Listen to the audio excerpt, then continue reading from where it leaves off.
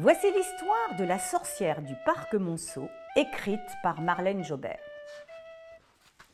En plein Paris, dans le parc Monceau, toujours sous le même chêne, une vieille femme dormait. Jusque-là, rien d'extraordinaire. De loin, on était tout de même un peu surpris par la couleur de ses cheveux. Ils étaient verts et en broussailles. De près, cette petite vieille était plutôt mignonne. Un peu chiffonnée, c'est vrai, mais l'air assez sympathique. Pourtant, un bruit bizarre sortait de ses lèvres violettes. Une sorte de ronflement très grave, suivi d'un sifflement très aigu. Quelque chose comme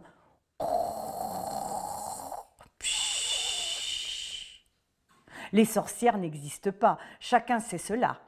Pourtant, curieusement, tous les enfants ici appelaient cette vieille dame la sorcière du parc Monceau. Certains d'entre eux évitaient de l'approcher, surtout quand elle dormait. Ils racontaient que c'était dans son sommeil qu'elle distribuait des mauvais sorts et qu'elle ne pouvait pas s'en empêcher. Un bel après-midi d'octobre, le petit Marc et ses copains jouaient au foot dans le parc. Les feuilles commençaient à roussir, mais il faisait encore très doux. La vieille dame s'était mise à l'ombre comme d'habitude, et comme d'habitude, elle ronflait. Une jolie coccinelle se posa sur un brin d'herbe tout près d'elle. Alors, dans un énorme ronflement grave, la petite vieille aspira les 7 points noirs de la coccinelle. Se sentant soudain toute nue, celle-ci s'envola horrifiée. Ce fut précisément à cet instant que Marc se trouva presque nez à nez avec l'étrange vieille femme. Il poursuivait son ballon qui avait roulé jusque-là. Il était pressé de le récupérer pour retourner jouer.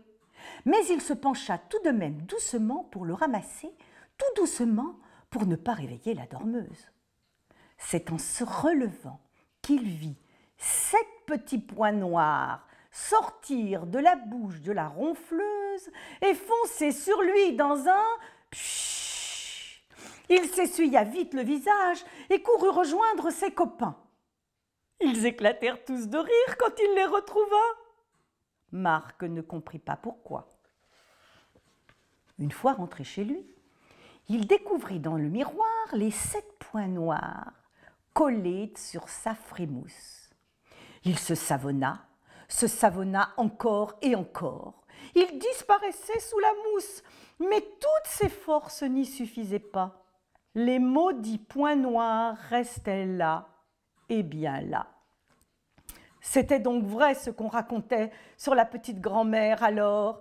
Elle lui avait jeté un sort, c'était une sorcière.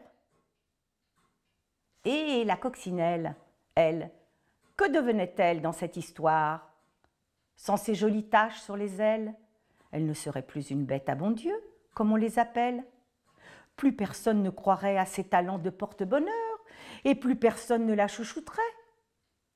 Et si on allait la confondre avec une punaise des bois? Et si on l'appelait maintenant bête du diable? Oh non, ce serait insupportable. La coccinelle toute nue était désespérée, privée de ses poings. Même ses copines ne la reconnaissaient plus. Honteuse et humiliée, elle courut cacher sa nudité sous la première feuille venue. C'était celle d'un saule, mais d'un saule pleureur.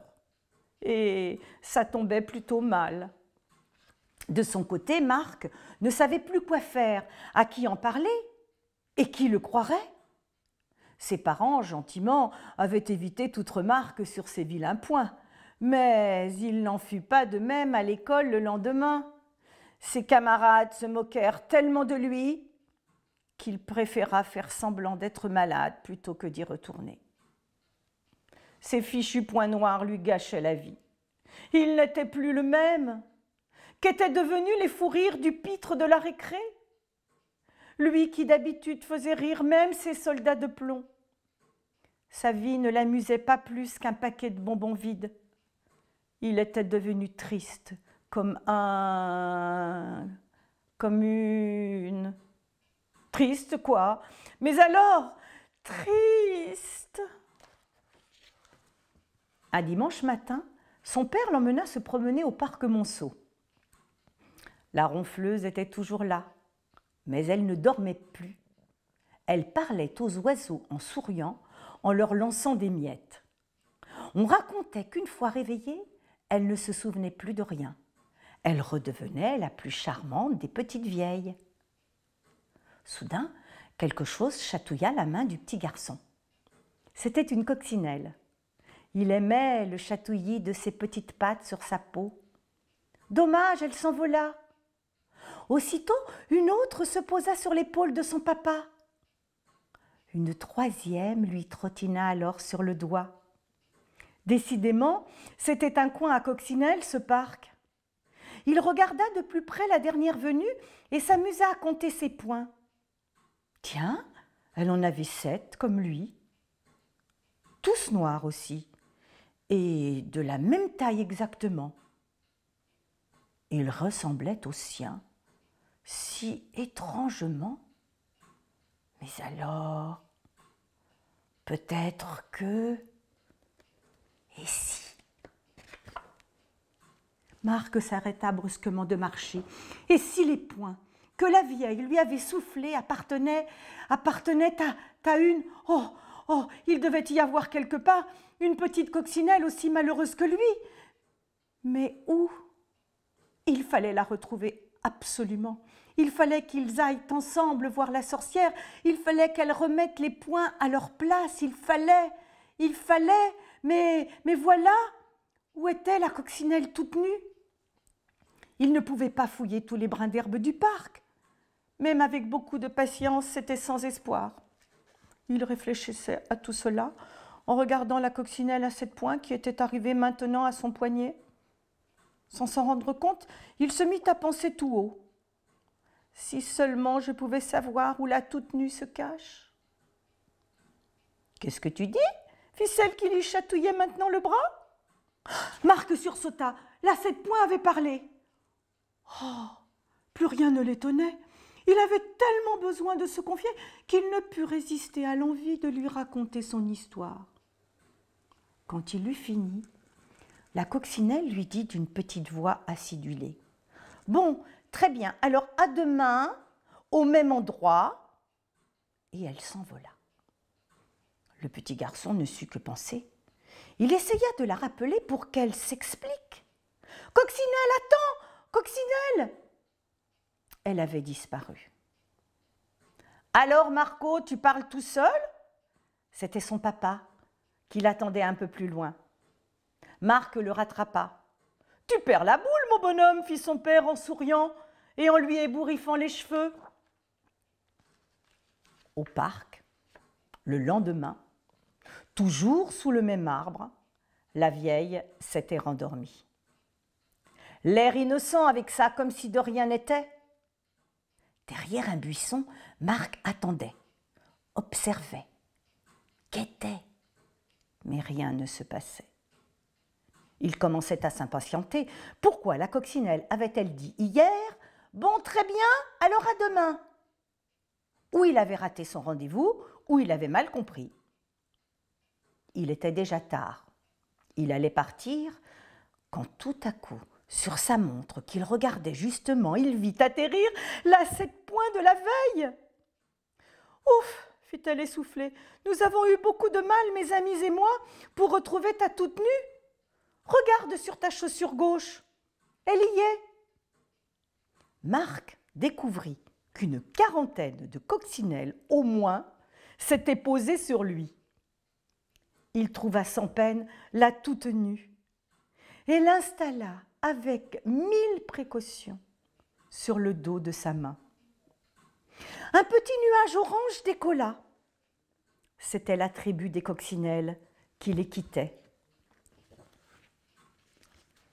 « Il faut faire exactement comme la première fois, mais à l'envers, » chuchota Marc.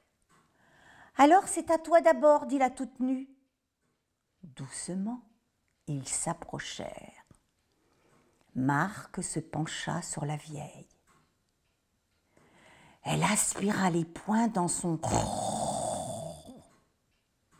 puis les souffla dans son sur le front du petit garçon. Il n'était pas reparti assez vite. Oh, zut de zut, raté, pensa Marc.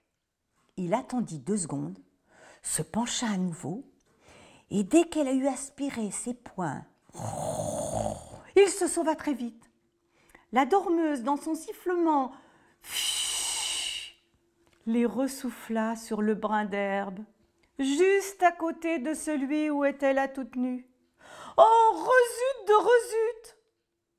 Elle ne s'était pas mis en face du souffle de la ronfleuse.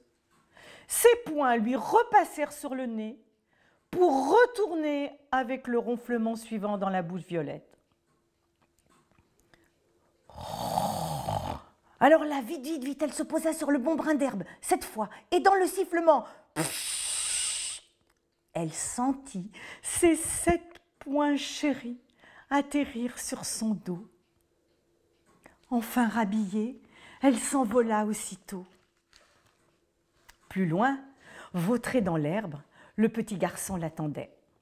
Avec son sourire jusqu'aux oreilles, il louchait sur son petit nez retrouvé. Il éclata de rire quand la coccinelle s'y posa. Les promeneurs, en passant, jetaient un coup d'œil un peu étonné sur ce petit garçon qui riait tout seul. Il y eut soudain un fort coup de vent. Marc ferma les yeux un instant. Quand il les rouvrit, la petite vieille avait disparu. À l'endroit où elle avait dormi, de la même taille qu'elle exactement, il y avait maintenant une grande feuille morte. C'était la première de l'automne, la première du parc Monceau. Une vraie rafale, cette fois, emporta la feuille dans le ciel. Quand elle fut loin, très loin, et toute petite, Marc se frotta les yeux. Où était donc passée la vieille souffleuse? Le vent l'aurait-il soufflé à son tour? C'est alors que son amie la coccinelle lui glissa au creux de l'oreille. Elle est allée dormir dans un autre jardin. Mais où? Loin, très loin, où tu ne risques plus de la rencontrer. Alors là, Marc se mit à rire, mais à rire comme un fou. Avait-il été triste trop longtemps? Voulait-il rattraper le temps perdu? On ne le saura jamais. Mais il riait, à s'en faire des galipets de cul par-dessus tête sur la pelouse, à s'en faire sauter les boutons de sa chemise, à s'en faire couler des rivières de larmes, des larmes de bonheur. Cette fois, tout le monde dans le parc s'immobilisa pour regarder sans comprendre ce petit bonhomme, tout seul, exploser de joie. Chacun sait que les grandes personnes ne comprennent pas toujours ce qui fait rire les enfants.